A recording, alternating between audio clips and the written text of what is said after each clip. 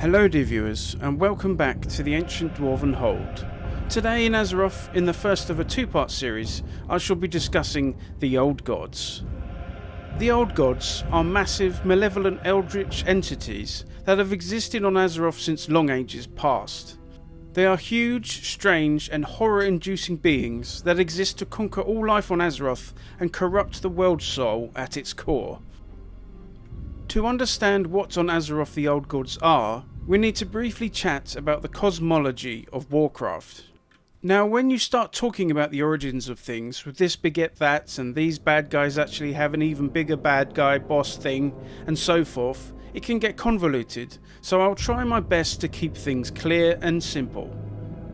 In the Warcraft universe, there are numerable forces like the Arcane, Death, Fel, etc.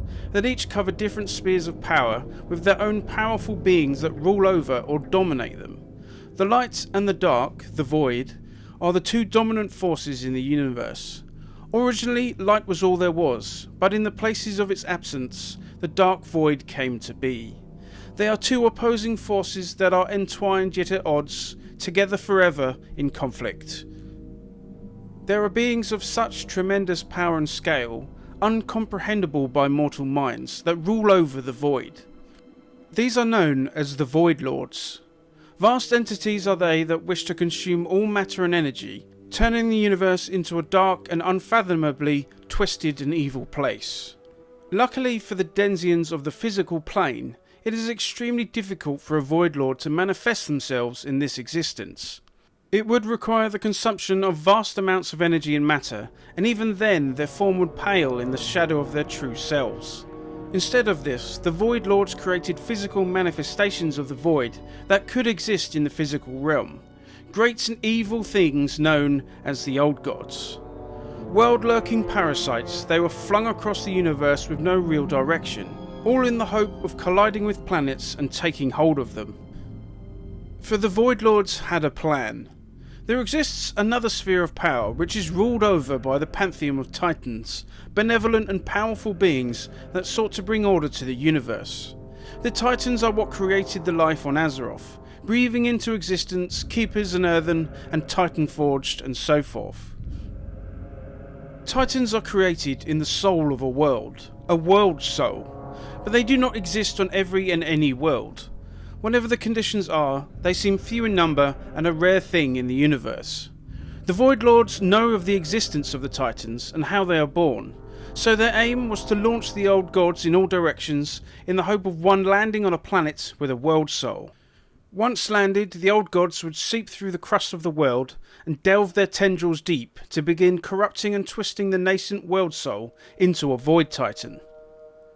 A Void Titan is hypothesized to be the most powerful being in physical existence, one that could destroy all life and usher in the Void Lord's total control, turning everything into shadow and darkness. All hope ended. So, in the case of Azeroth, four Old Gods travel through space for some unknown period of time, before crashing into her surface. They were terrible beings of unimaginable evil, intent on corrupting the world soul they now found beneath the planet's surface.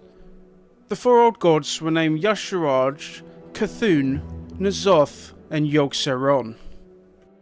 When they landed upon Azeroth's surface, they began embedding themselves in the planet's crust and down towards the nascent world soul. From their huge bodies, dark and shadowy matter seeped forth, spawning two powerful races to serve them. These were the Nuraki and the Akir. The Nuraki are large humanoid-like creatures, also known as the Faceless Ones. As is the theme of the Old Gods, the Nuraki are very Lovecraftian in appearance, with tentacled arms and faces, with some exhibiting crustacean-like claws and maws. The Nuraki are intelligent, malevolent beings that belies their monstrous forms. They usually take up roles of lieutenants and commanders of the Old Gods. They commonly have some form of psychic ability, able to project thoughts and commands to those around them. The Akir are an insect-like race that were used by the Old Gods to construct the massive bastions of the Black Empire, all around their great bulks. They were used as foot soldiers and made up the bulk of the Old Gods' armies. They would go on to split into three main races: the Nerubians, the Kiraji, and the Mantid. Using their power, armies of the old gods did battle and subjugated the primordial powers that had once ruled the planet: Ragnaros, Akir, Therazane, and Neptulon, rulers of fire, wind, earth, and water respectively. They were enslaved under the rule of the dark gods that now had total dominion over Azeroth. The Black Empire existed for long ages as the four old gods did battle with each other for total control of the planet. The world became a terrible place of despair and darkness. After some time, the Titans, searching for more nascent world souls out in the cosmos, came upon Azeroth. When they looked upon her surface, they were aghast at what had become of the planet, and decided to act to free them from the old gods' corruption. They sent forth their Titan-forged armies, crafted of metal and stone, to do battle with the forces of the old gods. The Titan-forged were great and strong, imbued with the power of the Titan themselves, and led by mighty figures such as Tyr and Raden. They were able to defeat most of the forces of the Black Empire and their enslaved elemental lords. When they came across the bastion of the old god Yogg-Saron, though, it seemed such a mighty foe that Amon-Thor himself, the leader of the Titans, reached down into the planet and took hold of the great shadowy thing, pulling it from its grasp upon Azeroth, shattering its body. But in its stead was left a great wound in the planet's surface that leaked the vital lifeblood of a growing world soul. This would later be known as the Well of Eternity. It seemed that the old gods had become so entwined with the planet that any attempt to remove them would lead to the potential death of the world soul, and so the Titans decided to imprison the other three underground, where they would hopefully no longer pose a threat to Azeroth and the beings that dwelled there. N'Zoth, sometimes stated as the weakest of the four, but still awesomely powerful, was imprisoned under the sea in the last prison, a Titan-made installation. Cthulhu, after being cast down, was imprisoned under the sands of Silithus in Unkaraj. Many Akir that settled in the area were slowly warped by the presence of this old god, becoming the Kiraji. Yogg-Saron was the final old god to fall to the power of the Titan-forged, and was imprisoned under Ulduar in the frozen continent of Northrend, watched over by the Titan keepers Hodir, Mimiron, Freya, Thorim, and Loken. Over time, his powerful presence warped the Akir that settled close to him, turning them into the spider-like race known as the Nerubians. Yogg-Saron was the most powerful of the four, known as the Seven-Headed One, massive to behold and terrifying. When he was ripped from the surface of Azeroth and his body shattered, his remains fell back onto the continent of Pandaria, with the remnants of the Great Old One pooling to become the dark entities known as the Shah. These would go on to mostly lie dormant under the surface of Pandaria. It is quite the challenge to discuss the old gods in some sort of timeline, as they have been involved directly and indirectly in so much of the history of Azeroth, but we will give it our best go. And yes, dear viewers, I have not forgotten about G'huun. Before the Sundering, where the Well of Eternity imploded, splitting the great landmass of Azeroth into the continents we know today, there was the Troll Wars with the Akir, roughly 16,000 years past. This was a great conflict between the Akir and a grand coalition of trolls led by the Zandalari tribe. The Akir were in slumber beneath the surface of Azeroth since their defeat by the Titan-forged. They were reawakened by a giant Naraki and former commander of the old gods' forces, known as Kithix.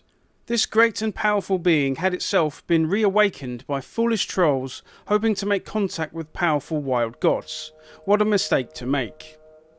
The now riled up and energised Akir were engaged in violent conflict by the troll race.